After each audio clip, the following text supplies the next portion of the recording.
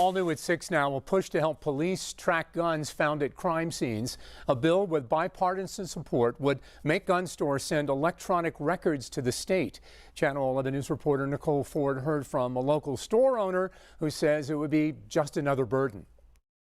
5 years ago, the Attorney General's office started its Track and Trace initiative. For each gun that a shop sells, they're faxing in paper copies of those sales, causing a backlog for state police to find out where guns used in crimes are coming from. Inside Red Dot Shooting Range in Newcastle, nearly 1,000 guns are sold each year.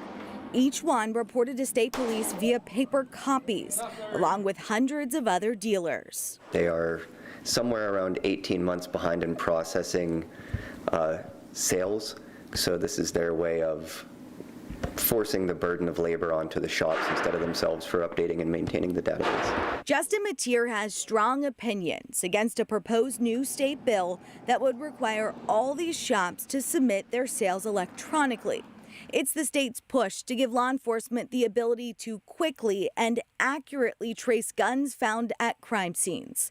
With technology allows us to move forward. We can do all this now on a computer, have it generated, have all that information right there for us, and we also share that information. Republican Representative Jim Rigby is co-sponsoring the bill because he says it's not about gun rights and believes it's just an update to the record keeping that will cut down on the immense backlog the state faces.